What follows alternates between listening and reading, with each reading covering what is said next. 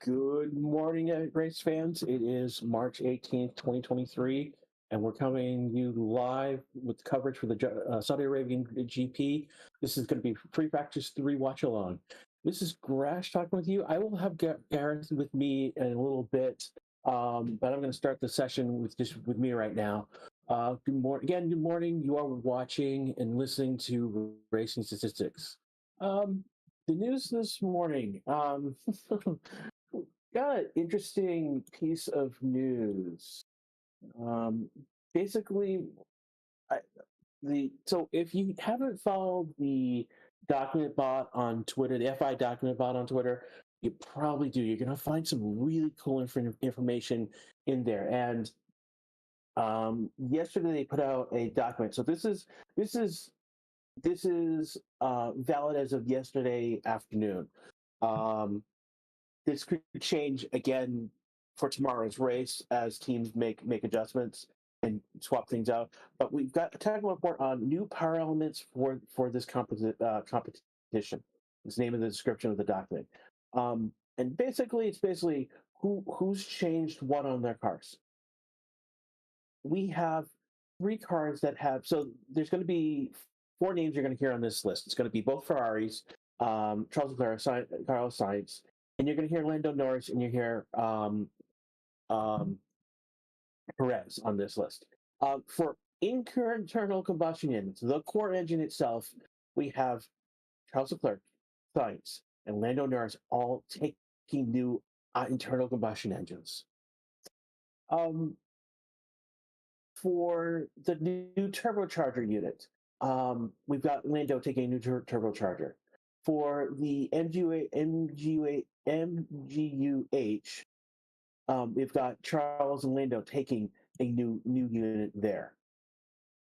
Lando's also taking a new MGUK. Sergio is taking a new energy store system. We then have, and this is the one that's going to be interesting, Sergio Perez and Charles Leclerc have taken new ICE control electronics. This is the first one for Sergio. You're allowed 2. Charles is now on his 3rd. This is what's giving him his 10 place penalty. And then Lando fills out with a new exhaust system. So yeah, Lando's got a pretty new car with all the parts he's got put into it. And these are not upgrades. So go figure. So yeah, that's the technical news that you guys should know about. A lot of pieces have been changed on multiple cars already. Lots of them, yeah, particularly with Ferrari. Ferrari and Sergio with new internal ICE engines. Hello, by the way. I've joined the call. Hello. Hello. Hello. Side on. I didn't realize you joined. Yeah, I just wanted to announce myself. Yeah, Right. Interesting. So, just a penalty for Leclerc on that front. All the others are within the limits, right? Before you do, actually introduce yourself. Oh, yeah. So I'm Gareth Allen, everyone. Sorry, completely forgot about that. Gareth Allen. I was here with FP2 yesterday and I really enjoyed it, and really happy to be back today with Grash, and looking forward to covering this session. Yep. So yeah, those limits, they were all just within the limits, except from Leclerc. Those the engine switches and components. The electronic control system is one beyond the limit for the season already. In race 2, which is Ferrari fans, I'm sorry for you. This is pain beyond, and they've taken their first. And this is race 2. They're already taken their second engine. And now there's no guarantee that the first engines were recoverable or could go back into go back in another race. So yeah, no, that's one of the things that could be happening is they're just getting in the new part in to new ICE in for the sake of getting a new ICE in, and refurbish the old one to come back in at a later date. So we'll that's the sunshine piece. That's the team Marduk way of dealing with practice. Yeah, for those who don't know, Ben Daly is a prominent YouTuber with the F1 22 game, the racing side game and the manager game. He's also been doing the manager game as well. He just finished up his series for manager. If you guys haven't seen Team Marduk's manager series, you need to. It's what he's done is actually pretty crazy, and it's pretty impressive. Yeah, absolutely. Yeah, another slight silver lining. Okay, so the first time you go over any allotted amount of engine components or electronics or whatever, you get a 10-place penalty. So he's getting that out of the way early. So if he needs to take parts later on in the season, it'll only be a 5-place penalty. That's really clutching at straws here. But maybe, if Ferrari can turn it around and suddenly produce a championship-winning car later on in the season, then, the first time they take an engine penalty later on, it won't be 10 seconds, 10 place. It will be 5-place grid drop. So that's clutching at straws. There's another little detail, but it is desperate for Ferrari, and there's quite a lot of stuff going on behind the scenes there. Apparently, Sainz came out and said 90% of it wasn't true, and so did Leclerc. But yeah, quite a lot of stuff coming in, and you can imagine Fred Vasseur, a born racer, coming in and wanting to take an axe to a lot of what is going on behind the scenes at Maranello. Yeah, and there have been changes internally already, and more changes coming as we hear about them. I think the biggest one that of note would be this chief strategist was replaced. I think just before the first race. So that's one of the things that's been going. So new staff is coming in. It's a new regime basically for Ferrari basically. Yeah, absolutely. David Sanchez, who was their head of performance, has moved on to, well, presumably McLaren at this moment, which because of course the new head of McLaren, Andrea Stella, is used to be part of Ferrari and moved over. I think he was actually Alonso's race engineer when Alonso was at Ferrari, so he's moved over to McLaren a while ago and took that top job, and he's maybe starting to poach people from Ferrari he liked. So there is a bit of movement in the background, and you expect more of that to come. Of course, the first time that it's been a real true outside hire for Ferrari since going back all the way to 1993 with Jean Todt, who of course did magical things with Ferrari in the late 90s, and part of that Schumacher core team of people, Ross Brawn, Schumacher and Jean Todt, transforming Ferrari's fortunes and taking him back to the top after a long time away from winning, and it feels like they're in that situation now. So maybe Frederick is going to be the man to do that. But we're only 3 minutes or so away from the start of FP3 today. Any other kind of news between the sessions that worth covering before we crack off? It's interesting to note that last year there was a lot of hemming and hawing about Hamilton's jewelry. That hemming and hawing is still going on in the documents. So basically, every team does self scrutiny, and what they note is that Mercedes did not say if Hamilton was following the technical regulations on any basically any on. Requirement to wear any jewelry in form of body piercing or metal neck chains or watches. And literally, they called a team representative to the stewards called a team representative, and the team representative during that basically brought medical information about why Hamilton can't remove, I think he's got some sort of piercing that he can't remove. That would be dangerous to remove now that it's in. And so basically Mercedes basically brought in the doctor's note saying this is why Hamilton's not following the regulations. So which is interesting that's still going on within that's coming up in the documents. Yeah, it's such a strange one, isn't it? It's much to do about nothing, really. I mean, they've been racing with jewelry on for so many years. I don't quite understand the directive behind it. Of course, there's that safety issue, extraction and wearing sharp implements whilst having a crash and all that stuff. But it is a bit of a strange one, isn't it? Really, because they were making exemptions, of course, for wedding rings because they are a religious symbol and things like that. And I cannot still believe that is rumbling on after it's been going on for a year right now. That's it's crazy to me that that's still rumbling on in the background. I think interestingly, there's some interesting dialogue coming out of Mercedes about Hamilton's contract extension as well, which Toto Wolff actually coming out and saying if they don't change the car and make it a championship winning car, then Hamilton will obviously start thinking about leaving, which is a very different way about a very different kind of tone coming from Mercedes than they've always had with Mercedes. It's always with Mercedes and the Hamilton contract extensions. We've had lots of them in the past. Of course, he's been with them since 2013, and he's kind of changed it around. Actually, so what Wolff said was that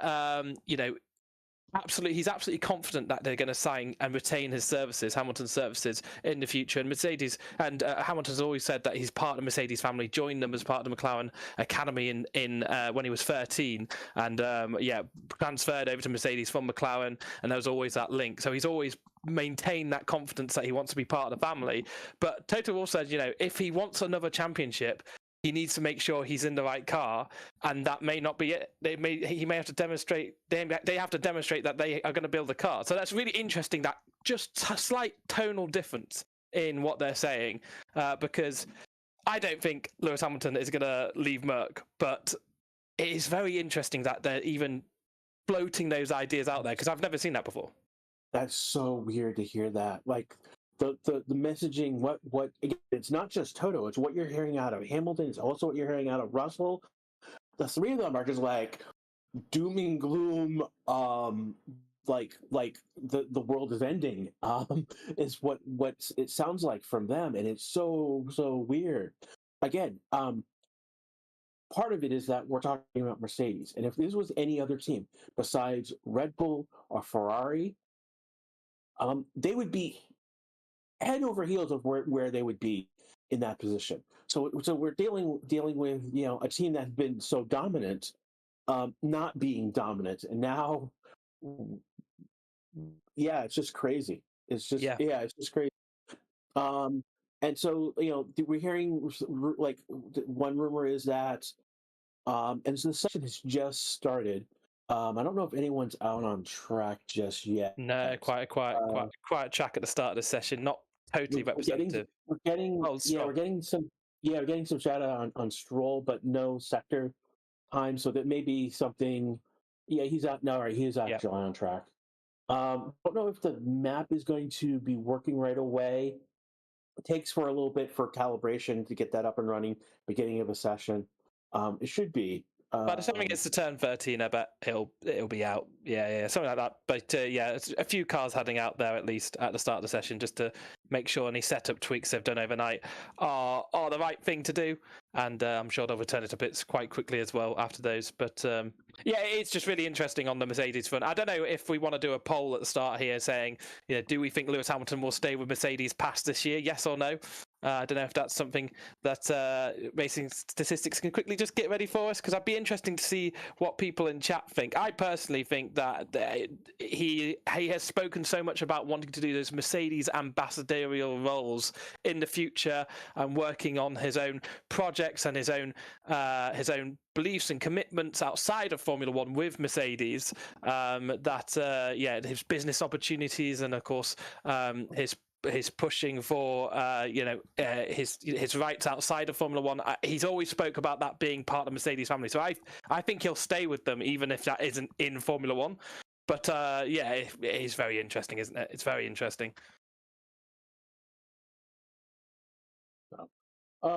Please don't. Again, some of the people are trying to push on the bot in terms of what you can say. But seriously, following language is there for a reason. We do have kids in chat. Please Come on, we're a family show. Be. If you're an adult, please be an adult. But moving on. Racing just put in chat is where you guys are watching from. If you guys can throw in the chat like where you are from, and oh, I was looking here by someone else before I got to it. I was about to moderate someone. So again, right now the only two on track are the Aston Martins, Stroll and Alonso. They were quick again like yesterday, weren't they? Yeah, they were quick. Yeah, Alonso was second in one session, and basically, I forget which. I think he was second. Second in FP2. FP2, so he was third in FP3, and he basically flipped order with Checo in those sessions, with Verstappen being first, and that's the story from yesterday. Mostly is that Red Bull is dominant right now. Alonso is the one who is challenging them, and then it's between Ferrari, Mercedes, Alpine, Stroll. I'm trying to think who else. It's a fight. It's like we've got like a clear I wouldn't say it's clear, but we've got definite top range, and I think who is coming in? Is that Alonso coming into the pits? It is, I think, Alonso. Alonso coming in for basically did probably a installation lap, and then went out on was on mediums, now on hards. So don't expect fastest times. He's probably doing that was definitely a practice pit stop for the race. Definitely just scrubbing up a pair of tires as well for the race. That's something sometimes they like to do, is put a heat cycle into the tires, and they become more performant depending on the track. That's maybe something what he's doing, because he went from mediums to hards, right? Yes. Yeah, that's correct. And mediums is going to be the optimum race tire. We saw yesterday long runs being completed on the soft tire, just so the drivers can stay out on those have an extra set of mediums. So strategically, if there's a safety car around here, and there's a 100% chance of having a safety car, the last two events did have one. So I think that's where that statistic comes from. Then they have something. But yeah, they're showing now Lando gearing up. He was not with his helmet on. He's now getting his helmet. Looks like he's getting his helmet on. They're showing Hamilton getting into his car right now. A lot of drivers not in their cars. That's really interesting. Looks like they've got Max and getting geared, hooked up in it. He's sitting in the car, getting hooked up. How do you feel about EA Sports paying Max's helmet? That's a sponsorship, in it. It's interesting, isn't it, to sponsor one driver? That's when they produce the F1 game, right? It's a bit strange. It's a bit strange. I'll say, hey, basically, kudos to Max for getting that EA money. Basically, Yeah, absolutely. That's. It feels like a him sponsorship as well, because I don't think they sponsor. You don't see that logo on the Perez helmet, unless, well, it could be that it is directly through Red Bull. I'm not quite sure of the details of that sponsorship, but it's a bit strange, because you see it's like, I don't know, PlayStation sponsoring a certain football team, right? Okay, or something like that, when they or EA supported. Well, actually, do they sponsor a certain football team? You do see Football Manager sponsor certain football teams. I don't know how to feel about that one. I think some people may be like, oh, favoritism, but I don't think it's that. I think it's all just purely commercial, right? Commercial. I mean, he is the world champion, so it makes sense that they would go offer him the deal. Yeah, absolutely. Yeah, and it's probably quite a lot of money to get yourself on that helmet, of course, because all the promotional stuff of the helmet being put on in the start sequences and the intros, and such as the Sky Sports intro, you see Max Verstappen's head get consumed by a helmet, and the EA Sports logo is prominent, really there. So it probably is like one of the most expensive slots to sponsor a helmet on the grid. I have no idea what the financials behind it were, but of course EA have a lot of money and have links with the sport anyway, producing the Formula One game.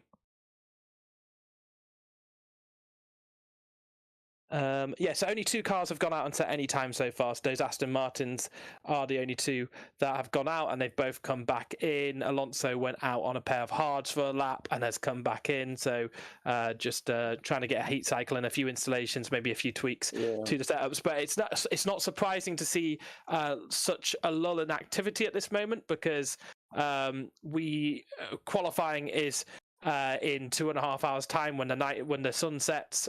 The race is a similar time when the sun has set, so of course it is light conditions at Jeddah at the moment, and the sun hasn't set. 32 Celsius is the air temperature. That will drop by about 5 or 6 Celsius for the race times. Of course, they've done a lot of setup yesterday, but as the temperature starts to drop towards the end, we'll see more flurry of activity, and of course we'll see our final runs of the day before qualifying in terms of 1 lap pace. We'll see who is going to be on top, but I think all roads point towards Max Verstappen on that one. Led FP1 and FP2 yesterday, and Red Bull looking very much on the pace yet again.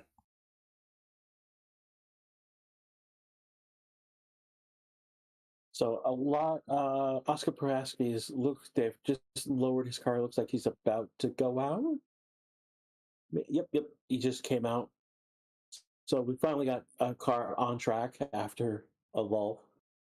It's interesting because a lot of drivers, like they just showed Albon, he's gearing up to go out. Oscar's pulled off to the side to do a practice start from the pit lane. So one of the places you can do a practice start. Yeah, and they will be allowed to do practice starts after the session as well, because there isn't much space there at the end of the pit lane. Usually if the pit lane isn't really open, or maybe on a hill or a different kind of surface to the start-finish line, that's when they allow start-finish to calibration to be done on the grid after the practice sessions. I don't know why they don't just allow it at every circuit, to be honest, because I quite like seeing the practice starts after a race. It doesn't feel like there's a need to do it. Of course, there's schedules and support races, etc., etc. So that's probably from a track promoter's point of view and a track organisation point of view why it's not just carpet. You can do practice starts at the end of sessions, but I don't see why some tracks you can and some tracks you can't. Truth be told, I think it would be easier just to have it together. So of the rookies, Oscar has the most experience on this track, and he just F1 TV just noted that when he raced in 2021 in F2, he won the featured race, which part of the campaign for him winning the F2 championship that year. Sargent raced last year on this track but crashed. And then De Vries has never raced on this track. Again, take into consideration, this is our 3rd outing on this track. So De Vries wouldn't have had a chance, in the past 2 years to be on this track. He was in other, Formula E and elsewhere. So, yeah, I mean, I wonder if. I'm a fan of Formula E, so I'm probably gonna get a bit of slack. But I wonder if, because Formula E they basically race exclusively on street circuits. I wonder if that preparation in a kind of street circuit world gives you any kind of advantage for learning a street track like Saudi. It's just speculation from me, but they race on some really tight and fiddly circuits, and with the walls very, very close, the danger always there. I wonder, at a track like the Jeddah Corniche circuit, 250 kilometers an hour average speed, whether that can translate over. What do you think about that? Or if I'm maybe clutching at straws for De Vries? I think there's a little bit of truth to that. I think that's not. I mean, it's so. Oscar just came in, and it looks like they maybe bring him back into the garage. He went out and did a 132.531 on mediums. Don't know if he's going back out again. So that's our first real lap time of this session. Others, Stroll Alonso did like a 2-minute lap, 2:15. for Alonso, 2:04 for Stroll. So those are just installation laps, more or less. So who else on track? We've got Norris, Hulkenberg, Ocon, Gasly, and Verstappen. Zhou and Bottas, Russell, and Hamilton are all on track right now. Getting some. Hulkenberg has a fast. So Gasly set a faster sector 1. Hulkenberg has a fast sector 2. He has some fast sectors in sector 3. He's about to finish his lap. And he's going to take P1 with a 1:32.449. So Hulkenberg looking strong. Looking absolutely strong is Hulkenberg yet again. And of course, a circuit he has raced before because he was filled in for Sebastian Vettel last year at this circuit. And of course, had 3 years away from the sport. All in all, he had, of course, some cameo appearances in 2020 and 2022. But Hulkenberg looking really strong for Haas. And yeah, I think I said it yesterday, but I was one of the ones that doubted his return in terms of, is he a better option than Mick Schumacher? Mick Schumacher, of course, was kind of looked over because he made so many mistakes and was kind of outpaced by Magnussen for large parts of years and really crucial parts of the year when the Haas was a point-scoring car.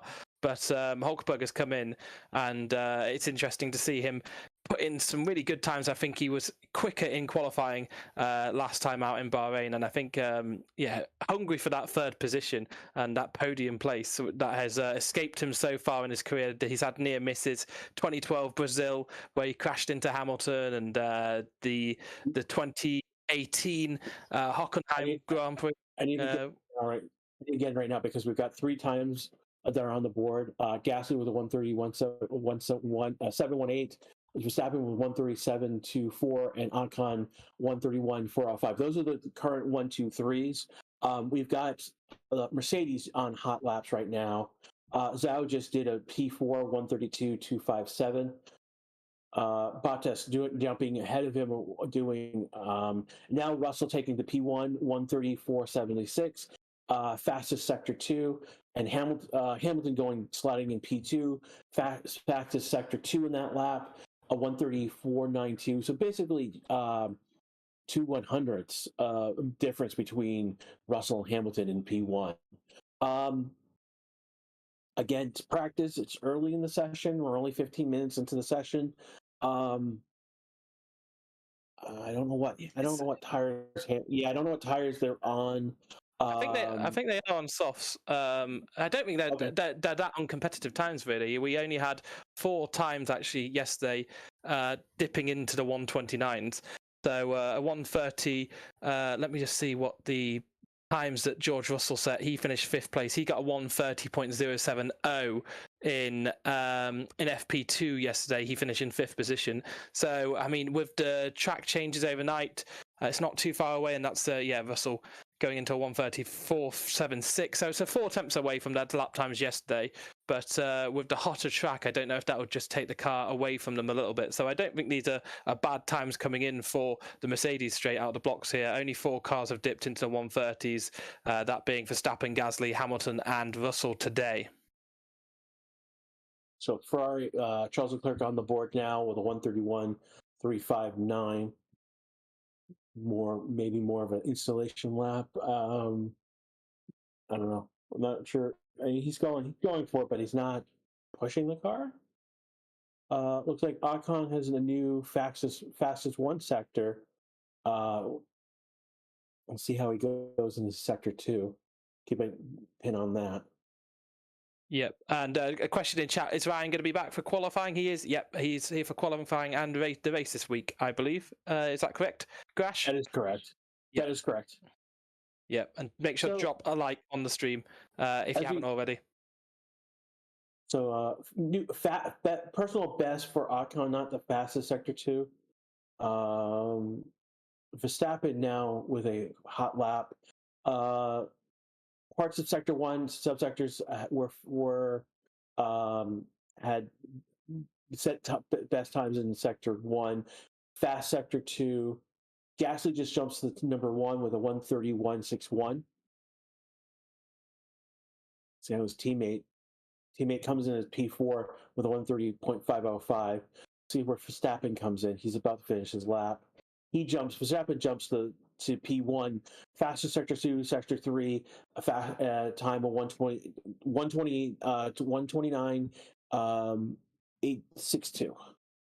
Yeah, so that's only 2 tenths away from his time yesterday in FP2, and looking quick from Verstappen here. Gasly, again, only about a tenth away. So these are good competitive times coming in and being set at the moment by our drivers, and it's interesting to see them come out so quickly in FP3 and set these times. I thought maybe they'd leave it a little bit later just for the track temperature to change, but maybe they don't suspect it will do. So that's good to see Gasly on top. The Alpines look really, really strong this weekend. I expect good things for them come qualifying later on today. Yeah, definitely one of the things, again, we talked about yesterday is that this track is a high-speed track, whereas Bahrain is more a cornering track. And so, like, the theory is, and this is how the theory which falls apart pretty quickly, is that high speed would suit the Ferrari car and engine better than Bahrain would have. But they're not performing. They're like, again, Sainz and Leclerc, P9, P10. The other Ferrari engines, Hulkenberg and Magnussen, P12, P13. They're not performing as we expected. And we're seeing performances out of Verstappen, out of Gasly, out of Hamilton, out of Russell. Yesterday's practice, it was Red Bull and Alonso. So again, we'll see how this goes. Yeah, the times set by Ferrari are on those medium tyres, so they are going to be slower than the soft times. But yeah, you're right. There was this kind of speculation and certainly belief from some quarters that maybe Bahrain didn't flatter the Ferrari and the gap is a lot less than it was to Red Bull between those cars. But actually, from what we've seen so far through the 3 practice sessions, the Ferrari engine and kind of outfit are just quite far away. I mean, Alfa Romeo, they've set their time on softs. They're just around the same time as Ferrari on mediums. They had a very poor day yesterday. I think in FP2, they finished down in 16th and 20th. So they were really far down the pecking order. So there's that Ferrari engine not looking brilliant, but the Haas probably, performing maybe above what we expect from Haas, and the Ferrari's performing way below what we expect from them. I'm going to point out Gasly just set a new sector 1 fastest time, so that's a lap to keep a look at. He's got some purple subsectors in sector 2. Of basically everyone's on track except for Hulkenberg, who has been on track, and then De Vries, who has not been on track yet. And that's something I gotta go look and see what is causing him. Again, Tsunoda just went out on track and just did a 132. Gasly improves in his sector 2 times. Not so impressive with sector 3 so far. We'll see where he goes with the end of. In a moment, we'll know what that lap looks like. Verstappen setting a new fastest sector 2. So Gasly stays in P2 with a 129.935. We're about to see Verstappen finish his lap. Has improved in sector 1, has improved in sector 2. Fastest sector 2. We'll see. He has a lot of green, some purple in sector 3. So we'll see how that comes to play in a moment. He's now improved his time to a 129.745. Yeah, so that's a mighty impressive time here, and that's only a tenth and a half away from his FP2 time, and he's looking quick. Gasly, only the 5th car to drop into the 129s this weekend because I mean, he's looking good. Perez has gone super quick, 3 tenths faster. That's the fastest time we've seen all weekend. The 129.417 for Perez. Now, don't write off Perez because he did actually get pole position last time we were here in Saudi last year, and actually really fell out of the lead of the race due to a poorly timed safety car that gave the strategy advantage to Leclerc and Sainz, and also his teammate Verstappen. So don't write Perez off at all at this circuit. He is handy around it, let's say. Further down the, I don't think we've seen De Vries leave the pits yet either. I think De Vries No, hasn't come out, so I don't know if no, he's got a problem. I'm gonna have to go. Yeah, I'm gonna have to go look at see what they're talking about in the live session notes. Yeah. Now, another thing we haven't seen so far is we haven't seen any stoppages at all for FP1 or FP2. No red flags, no major crashes as we get the white flag being waved for a slow-moving Perez. White flag means slow-moving car. Be careful. And Perez just slow after his hot lap that he's just set. Yeah, we haven't seen any red flag stoppages. We did see a couple of red flags actually in F2 qualifying yesterday. So, you know, and obviously a track where things can go wrong very, very quickly. But yeah, I'm surprised we haven't seen anything, to be honest. But maybe the driver's really aware of how bad they will damage the car and how much of a risk it is to push over the limit at this circuit. And yeah, typically drivers like Leclerc, who like to push a little bit over the limit to find their balance and where the limit is, maybe a bit hampered by the Jeddah Corniche circuits, walls being so close to the edge of the track. As who just improved there? Was that Russell? Russell improved to 5th position. And that's a time of the 1:32.50. So that's the big change on the board so far. We will not see De Vries in this session. He's taking a power unit change. Right, okay. And they found that this morning. Yeah, it was about that was put into the feed, the commentary feed on the F1 website about 4 minutes ago. So we will not see De Vries. So yeah, that's interesting. That's going to hurt him. That is going to hurt him. Yes. Yeah. This is. Oh, I expected more from De Vries, and this is not going to do. I mean, it's not going to help him in terms of acclimation to the track. It will help him if the car actually performs better. And again, you're looking at Tsunoda coming out on the 1:31.559 so far. I mean, yeah, no, I mean this is it's I mean basically who's had time on this track more. I mean Oscar's out is in P13, Sargent's P16. De Vries not going to not set a time. It basically is experience matters with the rookies right now when we're talking about the rookie watch. Stroll, you know, P11 right now, but I think he was on a medium tire. And you know, ultimately, he's another one to be keeping an eye on because he's not 100%. So like a small slip up here can put you in the wall. Now, granted, they have changed the walls. Where is? Yeah, through some of the tight twisting sections, they've moved the walls back a bit for visibility.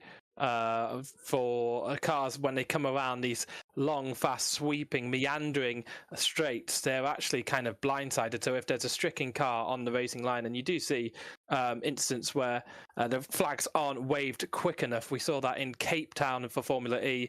Sam Bird not seeing the red flag in time and actually having to take evasive measures and crashing his car after a car crashing out in front. And that's kind of instant they want to avoid here because the speeds are so high.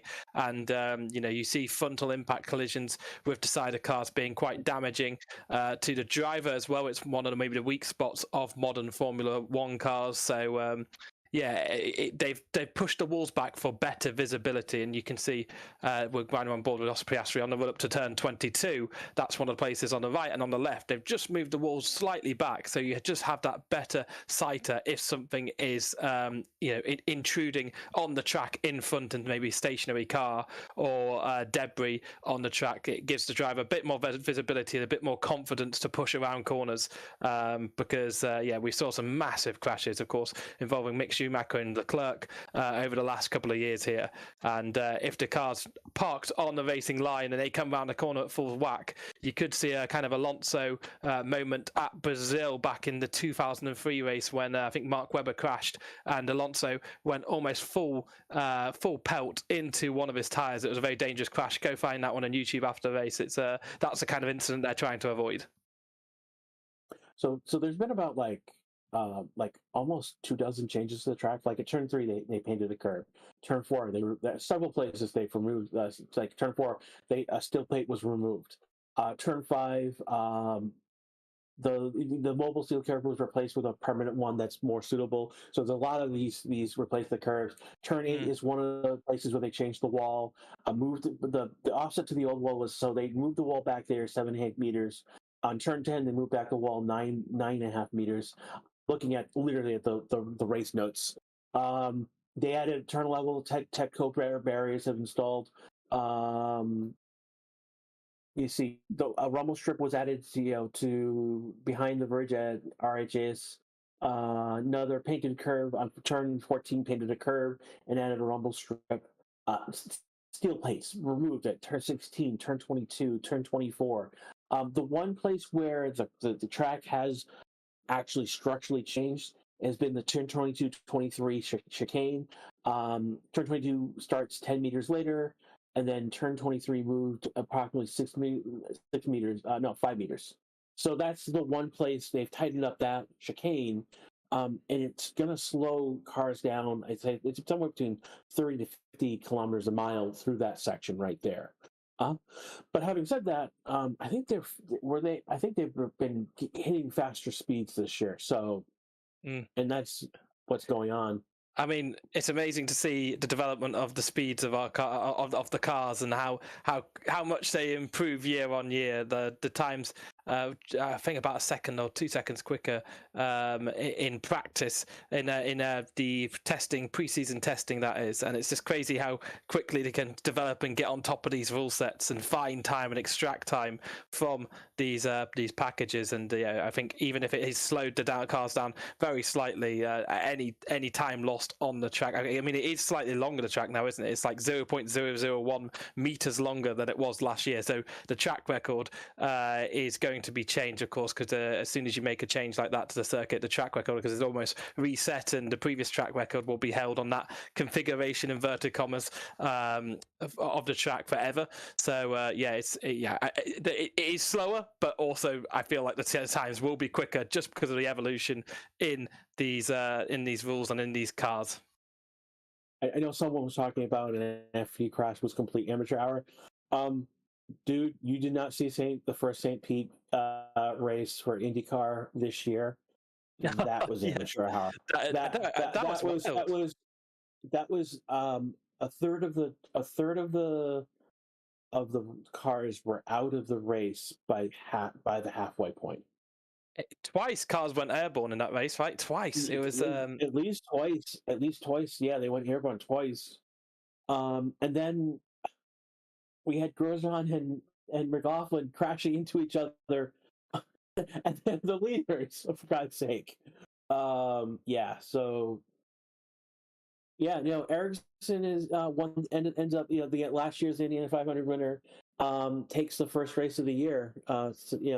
Marking his flag where he's someone to keep an eye on over in that series. But back here to F1, Lando just jumped up to a P8 a few minutes ago, a 1:31.463.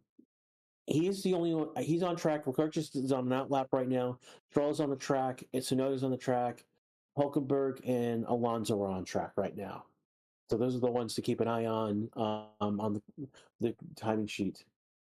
Yep, and while those cars are on outlaps, if you're watching along, which you are, drop a subscribe if you haven't subscribed already, and of course drop a like on the video. It really helps with the algorithms and gets more people towards the community at Racing Statistics. Thank you for all of the comments in chat. I've been keeping an eye on the conversations. It's really good to have your inputs, and make sure to drop a like. It does really help us out.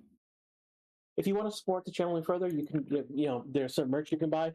I have a mug from that we have. What we have, if you want to join the channel, there's some perks. One of them being access to a range of special emojis that are specific. Of the last one is the box emoji. I actually have that on a mug. It's pretty awesome. For those who are watching this after the fact, basically the box emoji is basically box. Basically, the O is represented by the Pirelli tire with a red, yellow, and white of those tires. I have it on a mug. It's awesome. It's right next to me. Moving on. The other thing you can do is you can also use super chat. That will highlight your message, and that will definitely, again, for those who are interested, Racing Decisions put a pin up for that product I just talked about. Again, super chat will highlight your message, and will definitely get it. Notice us that we'll thank you for giving this super chat and read out what you said, as long as it's clean. If you want to be a bad boy and you want to be trying to get around things, we will moderate you. We'll thank you for the super chat, but not necessarily say everything you said. We have kids in here, guys. Let's be honest. And that's kind of cool. I want to thank, again, there's over almost 5,500 of you watching right now. I want to thank you all for coming for third practice. Again, we do this for every session, whether it's practice, a sprint race, the qualification, or the race itself. For those who have been here, Ryan will be here for qualification. He'll be doing qualification. He'll be doing the race. Just to give you a heads up, he's not doing all the races this year. It's just, come on, there's 23 races. There are almost 24 races this year. So there will be some times where he won't be doing some of the races because it's just physically not possible to do all 23 races. Like even the F1 commentary people, like Will Buxton, it's not at every single race. It's not physically possible to be, for him in that capacity. So just so something to be aware of, switched up. Someone's asking about De Vries in chat. He will not be on the grid. He won't be taking part in this session because he's taking a power unit change. And please don't ask again. There's one person who's asking that. Please don't spam chat. We will moderate you and take you out. Okay. Yeah. Put you in the bin. Yeah. Put you in the mud. Yeah. No. We that's we need to be honest. That we don't spam chat. It's just it's crazy enough with enough people already. We don't need to be a bad actor. So as you said, De Vries not going to be taking part in the session. That's going to really hamper him. One of a few drivers, the only driver I believe who hasn't actually raced at this circuit before in any kind of formula. So that time is going to really eat up into the confidence. Of course, a street circuit, you need high confidence for street circuits, especially at the speeds they're going, and struggling compared to Tsunoda last time out. You said you're a bit disappointed by De Vries so far at Bahrain. I think I'll give him until the European season before I make a judgment of whether he's going to be great in Formula One. Because sometimes you do just see that you need that bit of teething time to settle in to the peculiarities and the niche setups that you need to do in Formula One. You kind of saw that with Leclerc back in 2018 when he was alongside Marcus Ericsson at Sauber. That he took 2 or 3 races really to warm up to it and start to get the most out of the car. But what is disappointing is, of course, De Vries had points on debut at Monza, but that Williams car was quite spectacular, and they already had a good feeling that they'd get good points from Monza, maybe flattered by the Latifi comparison. Of course, everyone will probably at me and say he's a GOAT now, but he did beat him. But De Vries actually getting shots of him right now, just on the data and trying to pick up everything he can without physically driving that car around the circuit. Ocon are going to come to the line here, not on a competitive lap time, but that's a 1:39. So on a longer run, they're probably loaded up with fuel in the pink BWT-sponsored Alpine for this weekend. I think it's the final weekend. It will have an outing, and we had a poll yesterday, and it was a mixed about that. But yeah, we have a poll again. Who's going to collect the most points this weekend? Alpine, Aston Martin, Ferrari, or Mercedes? So please let us know on that one.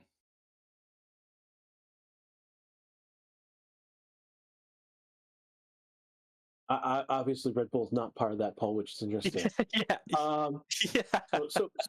So far, a good number of you, 58%, think is Aston Martin, and it's basically 12, 13, 16% for the rest between Alpine, Ferrari, Mercedes. Mercedes 17, Ferrari 13, and Alpine 12 right now. Again, one of the Gasly's just improved on his time. He's in a 129.7. Sargent is on the board at a P9. Set that about a minute or two ago. A 135.08. Been holding on to that while I was waiting for you to get through what you were talking about. Yeah, I'll tell you about the I really don't like the pink. I liked it last year. I don't like it. Not a fan. I don't like. I'm not a fan. I'm just not really liking it this year. For me, it's just something very different to the other cars. You can look at that immediately and go, it's the Alpine. And of course, I do commentary for the Formula One games, and often quite easy to get mixed up between an Alpine and a Williams. Maybe not when you look at it directly on track. Of course, I know enough to know which cars it is looking on track, but when you look on the mini maps, all the blues just blend into one.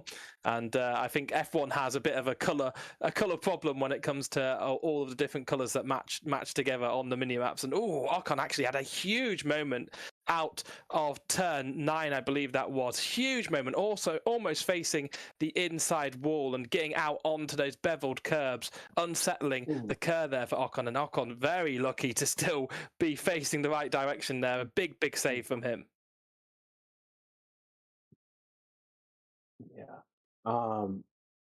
This is one of those tracks that just if something goes wrong, it could go wrong really bad. Again, Schumacher last year crashed in third practice, he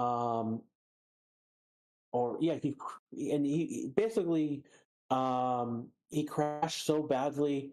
Haas decided not to put him out for qualification and race. So.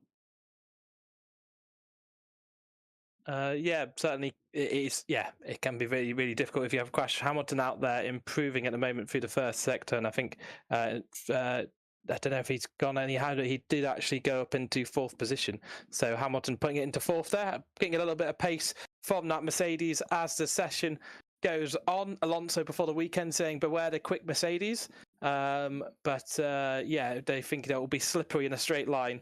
But that was 7/10 away from the fastest lap that has been set by Perez. Verstappen is only a 10th behind. I think that time was set on softs. Lots of improvement going on out there at the moment. And quite a few cars actually in the pits as well. It's interesting. It's interesting with Mercedes and Hamilton and what's going on there. And I do hope they can turn it around and bring the fight to them. They developed so well through the end of last year, and to be that far away in Bahrain, it was certainly sad to see. Sad to see for the championship. Red Bull look very, very strong on this one. Hopefully they can do something this weekend. I'm trying to remember how their weekend was here last time out. I don't think it was a great race for Hamilton. I think it was one of the ones that Russell fared better at last time out. I can't quite remember on the Mercedes front. With that, can you remember what happened with Mercedes last year here? I don't remember what happened, but it's not hard to. A lot of those races, Russell, up until Silverstone, he had finished every race. And he was in. He had scored. He was in the top 5 in every single one of those races up until Silverstone. And the only reason he didn't finish in Silverstone is because he got out of his car to help Zhou when he crashed. So that's the only reason why he was not in. That's what had happened. So, yeah, moving on. We have Perez on track, setting a new fastest one, fastest two. Oscar just jumped up to P5 with 130.092. Magnussen in P8, 130.144. Checo's probably going to have a fastest sector 3. He's got some fastest sector 3 times. And then he's going to jump. We'll see where he is about to finish his lap. And it's, again, didn't get the fastest sector 3, but he's got the fastest time with a 129.127. Yep. Hulkenberg looking quick as well. He's improved out there, and there's lots of improvement coming in at the late stages. Some longer runs on the tires, again, not the most representative session. Perez, was super quick. I mean, that is a super quick time. 129.1. It's 5 tenths away, but I think we'll see Verstappen push now, and we can see that he's on a push lap at the moment, Verstappen, and I wonder if he'll be bringing that time down a little bit. Purple mini sector straight away off the bat, and let's see if he can improve his time through this lap here, and if he can match Perez. Perez, of course, got pole position here last time out, but Verstappen super quick, and quite often has the measure on Perez through the race weekend, and it is the fastest sector of all for Verstappen. So Verstappen is going to try and set what will be probably the fastest lap time in this session on this lap here. Alonso up to third as well. So someone just had to ask, why is Alonso 19th and he's gone up into third? He did some sessions early on, but then he did some tracks early on, but then did some laps early on, but didn't actually come out until just now. And Alonso up to fourth. I think Hamilton's just put it up into third position now as well. So Hamilton out there improving, lots of lap times coming in towards the end of the session. The real race runs, the real qualifying runs coming in now, and Verstappen quickest through the middle sector as well. Purple mini sectors showing through the final sector as well. So you can bet that this, without a big mistake through the final corner, is going to go to top, and it does. A 128.756. That is 5 tenths quicker than Perez. An absolutely stonking lap from Verstappen, and he is the first car into the 128s this weekend. So that is a super quick time for Verstappen.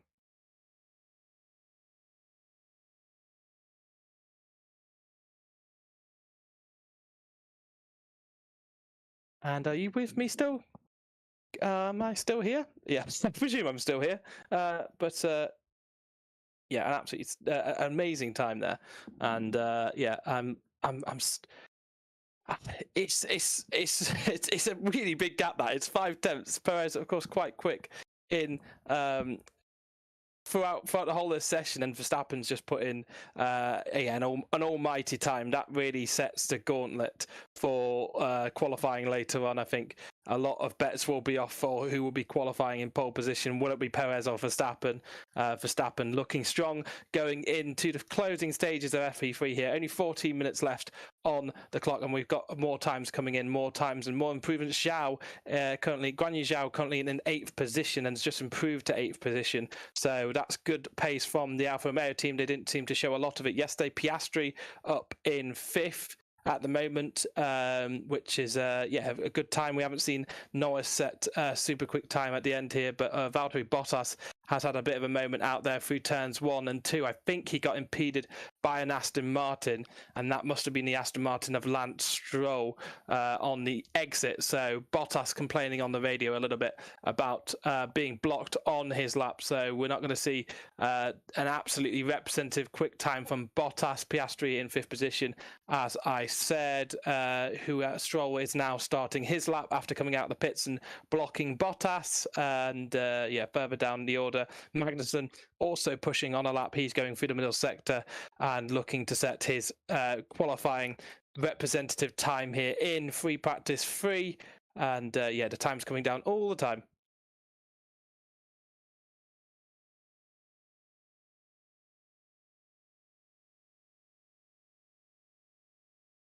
So we have these laps coming in, and Magnussen coming through the final sector here.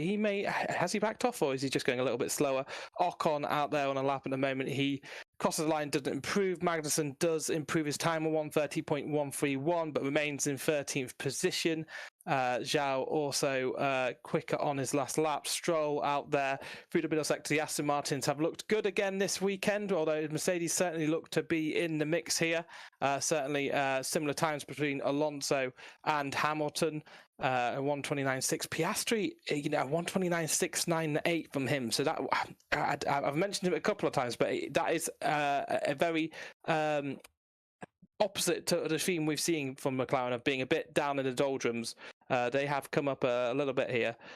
Stroll is going to come over the final sector line. He goes up into third position, so a good lap time from him, a 1:29.509, but it's still looking 4 tenths away from Perez, and it's 8 tenths away from Verstappen. But it's very, very tight in that midfield. I tell you what, we could have an epic championship on our cards here if we just removed Red Bull from the equation. How many times have we said that about the leading teams? Norris, he hasn't set a super quick lap because he was another car that was blocked through that qualifying lap, and I think it was the Red Bull of Max Verstappen who blocks Norris, failing to get out of the way through the very tight and technical first sector. All the corners from turn 4 to turn 10 are just so quickly and fast and coming, and actually Verstappen waving to Norris in a kind of sorry, I blocked you there, and I think getting on the team radio to say you need to improve your communication, because of course a block in qualifying will be investigated and could be a grid drop. So you could set the fastest time and be the fastest driver, but if you've accidentally blocked a driver on their hot lap, then you could be picking up a penalty. Verstappen out there again, he's just improved again, a 1:28.660 from him. Super performance from him. Norris out there has gone into 6th position, so a good performance from Norris. I think Verstappen is crushing the morale at the moment, is what I'd call that. But one of the things that's common in the United States, particularly on the oval tracks, and some other tracks, is that you've got a lot of teams have what's called spotters to tell basically where other cars are relative they are, so that go high, go low, go they're behind you this amount, and you'll particularly with the engine here on this particular track, because of where sight lines are with the different curves and whatnot, even with the wall changes, the engineers have picked up that role of being spotters to tell where other people are, to move to the left, get out of the way, type scenarios. And this is again a scenario where, like we saw, I think yesterday, some of the Ferrari in a lot of cases were blocking a lot of people.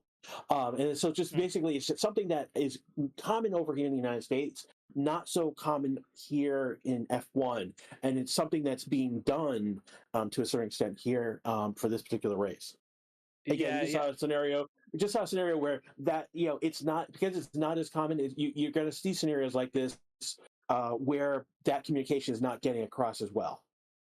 Yeah, if you're not told by your team that there is a faster car coming, they've only got the diddiest mirrors, these cars. And to be honest, most of the time the team of focus is using them as an aerodynamic device rather than an actual safety feature for cars to see for drivers to see what cars are behind them. So if they're not told over the radio that there is a car coming, yeah, absolutely, they won't know about it until very, very late.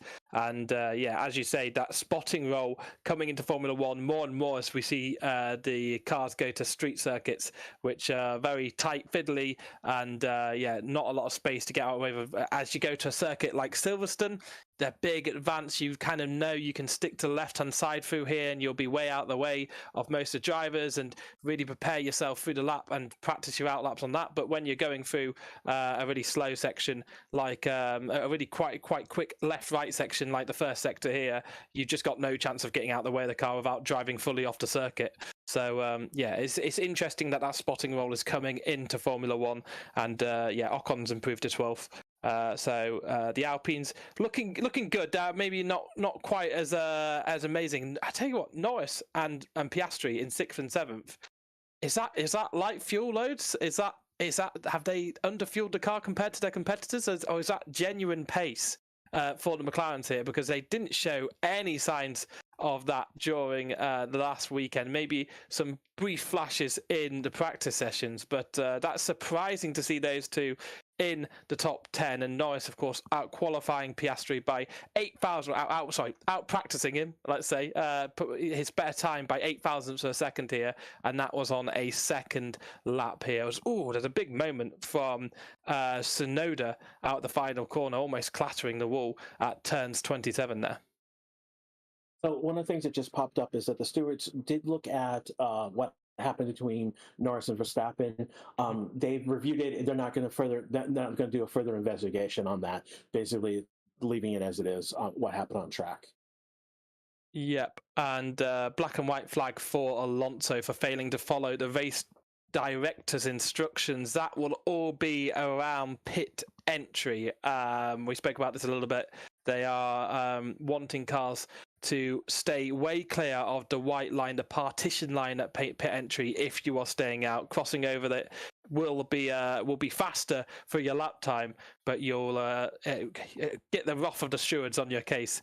After the stewards, if you do cross it. So Alonso getting a black and white flag.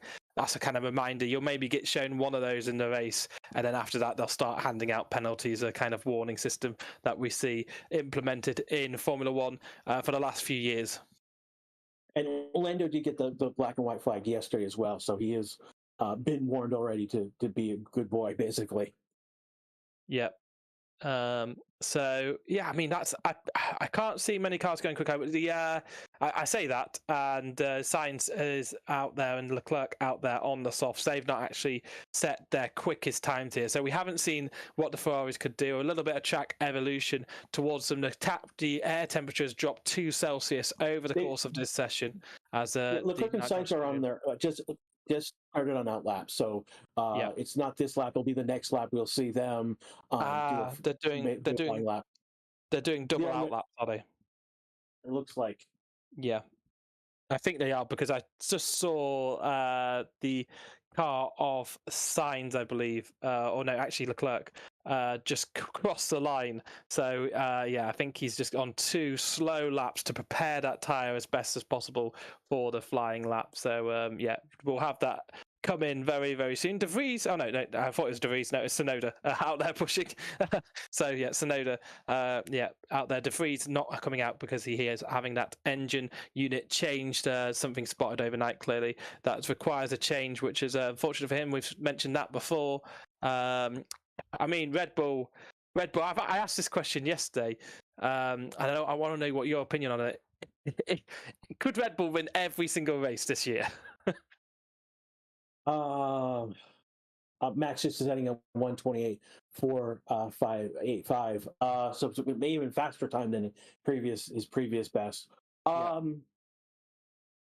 No, it's. I mean, it's a ludicrous one, right? Because there's 23 races. Yeah. But the gap is massive. That gap. That gap is massive. Look, it's reliability that is the big question. Can they, have no reliability problems all year and have a little bit of luck go their way? Surely. Yeah, I mean, you're asking for perfection, and that's just. It's never happened in Formula One. The closest came 1988 with McLaren, or it could be 89. Yeah. Yeah, I think the thing.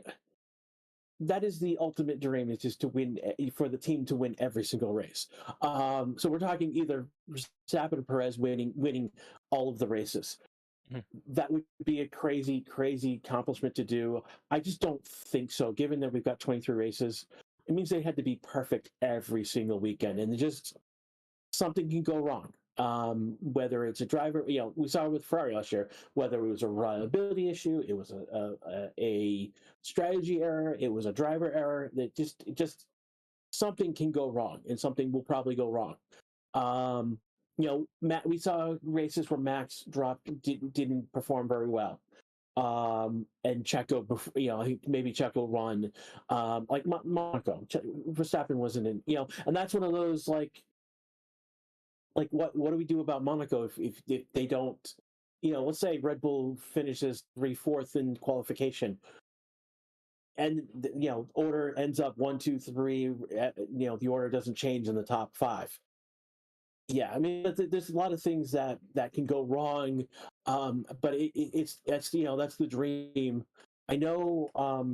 I know you bring this up because in the F1 22 game, in the current series from Codemasters, they do actually account for the fact there's an actual rare scenario, rare audio that can play if you win every single race. Oh, really? So I didn't know yeah, that. there is. That's Yeah, interesting yeah, that they've even yeah. programmed for that.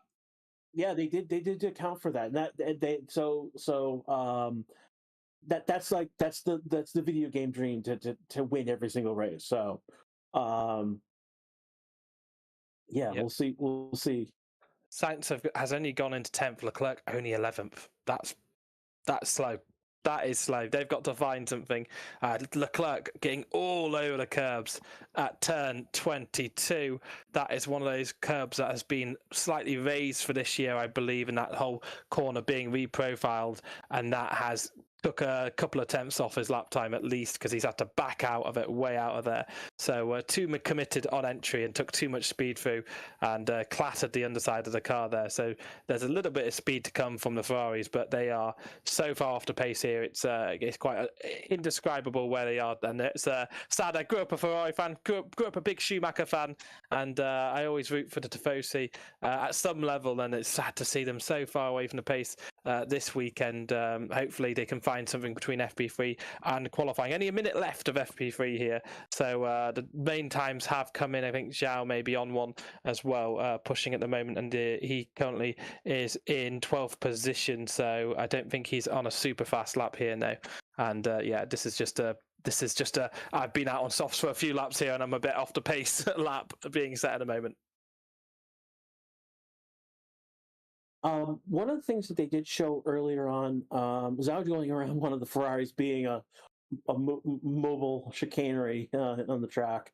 But basically, earlier on, Charles had a practice start, and something didn't go right with that practice start. Because it was a radio message about the car not being right in some way. Right. Okay. Again, we're following zone, basically passing both of the Ferraris, being mobile chicanes again.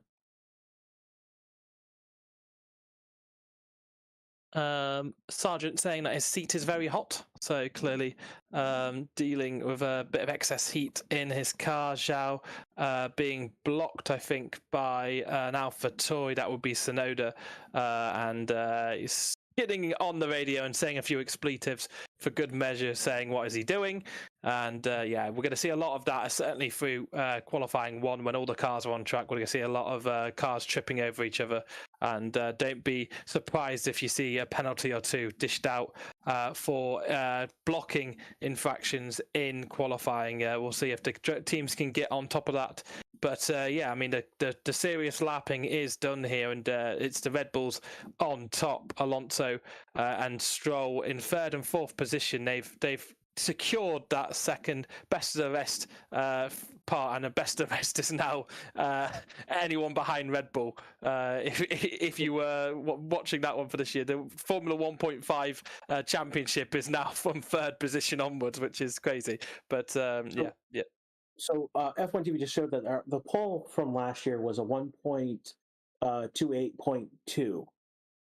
2000. So we look at Verstappen time. He's only about a quarter of a second off of that pole position from his FP1. Now, let's take into account we are in practice 3. We are during the day because of basically how thermodynamics works. Basically, these times during this session are going to be slower than what we will see later on in the qualification. So. I mean, like Max, like if this is where he is during the day, when we get a cooler night, the tires are going to perform better. We're going to see on that, that qualification time or better from Max at least. Perez probably, get hit since he did it last year. He could probably do it again this year as well. Leclerc's improved to 6th, by the way. Just to keep you updated on that one. He has improved, and Sainz out there on the lap in a moment. but not improving massively, I don't think, as the session ends. Yeah, he's improved on his sector 1, not so much in his sector 2. He's coming up to the line. He's a few seconds away from the line. See what his sector 3 looks like. Yep. So he's a second and a quarter off, 129.762 for that run. And again, this is basically the end of FP3. Red Bull 1-2, Aston Martin 2-3, Hamilton 3, Leclerc 6. McLaren 7 and 8. That's a good sign. That's a good sign from the team. That's kind of where I would expect them to be normally if they're performing well and challenging in that midfield pack. Gasly is a 9th and Sainz 10th. Russell down in 11th. Some other Sargent 16th, and then down at the Tsunoda did a 131 time, and then De Vries wasn't even on track. So we'll be seeing how this goes going further. Definitely not. They're not happy with the performance of the AlphaTauri cars and the AlphaTauri drivers right now. Literally, I think Francois basically said that they need to show their talent and perform. And particularly with Tsunoda right now, that's not performing. We can give De Vries a bit of a pass because he wasn't even on track because of a power unit issue. But that's something, again, that's a story that, put a pin on it, that's a story to watch over time. Yeah. I think we could see times in the 127s here in qualifying. As you say, the track will improve, the air temperature will improve for the aerodynamics to work better. 127s, I think, could be possible for those Red Bull teams. Expect improvement from the other teams as well.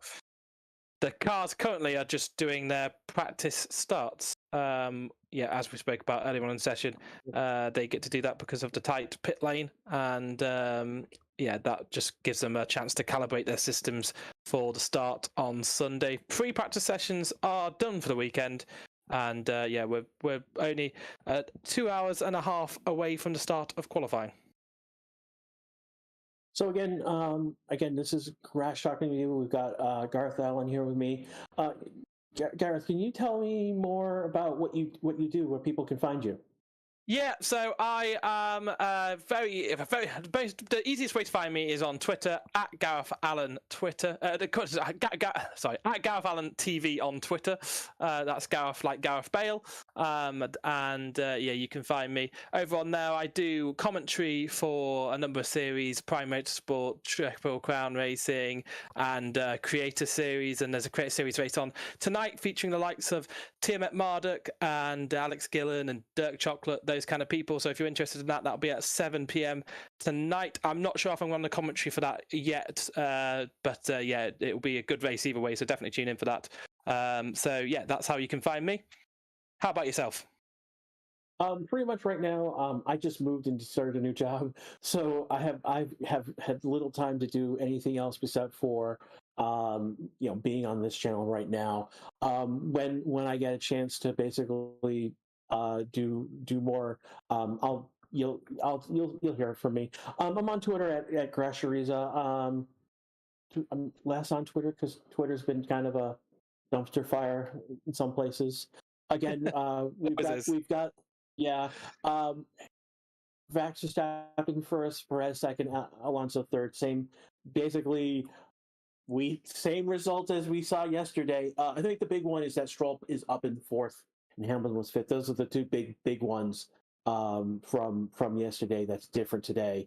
The fact that Stroll's fourth right now, again, within a tenth of his teammates in practice, that shows he's improved and healed dramatically since the last race and since his crash before the preseason testing. So that's a good sign. That's a big sign for Aston Martin, where they're going to be, again, now that looks more like, with Stroll being up there, that now means that there's another where we were saying yesterday, like, Alonso's the only one who's going to check. It looks like Stroll's now in that range that he will be competitive with Red Bull, and that will be an interesting. It will make this year interesting that where we're talking about Red Bull and Aston Martin, the whole Aston Martin team, as it just it's going to have new twist to what's going on. So, going to make for an interesting year with Aston Martin, definitely. Yep, yeah, it will be very interesting. Alonso not too shy about pulling out a few extra magic temps in qualifying though, so I'd expect a gap to be back certainly. But yeah, the question in chat: will Ryan be back for qualifying? Yep, Ryan's will be here for qualifying and the race, and yeah, there'll be last year here from us this weekend. Yeah, thank you very much for having me. Certainly, I've really enjoyed being on the channel. Yeah, definitely. Again, this is Gresh. Hey, if we had about like over 5,000 of you watching at some point today, I want to thank all of you who've been here throughout the session, who've been here earlier sessions as well. If you guys haven't had a chance to like and subscribe, now's the time to do it. If you hit the bell, you will get notifications when we go live. Again, we will go live for the qualifications, again for the race tomorrow, and again for future sessions, races, the practice sessions and sprint races as well. If you guys want to join, can you do the conversation? You can jump over to our Discord channel, and I will drop that into chat in a moment. There we go. It's in chat now for those. Yeah, definitely come join us and come keep the conversation going between the sessions right now. We definitely have a growing group there as well, who are we constantly talking about stuff. So I think that's about it. Anything I missed that we should probably say before we take off? No, 2.5 hours time. 2 hours and 20 minutes is when qualifying starts. I was going to say 5 o'clock, but that's of course just my time. So yeah, 2.5, just under 2.5 hours will be the start of qualifying. Yeah, we'll probably go live in about 15 minutes, about 15 minutes or so before. So like literally about 2 hours from now, expect us to go live before quali. Ryan will be doing qualification. So for those of you who love Ryan, he'll be back for the qualification, and he'll be doing race on Sunday. Same time on Sunday. Basically, whatever you're 2 hours from now, that's when we will go live on Sunday as well for the race as well. So quali and race are starting at the same time, Saturday, Sunday, respectively. So, all right. Yeah, I'm gonna at this point, I'm gonna thank all of you watching. We'll see you in qualification in about 2 hours. So yeah, 2 hours.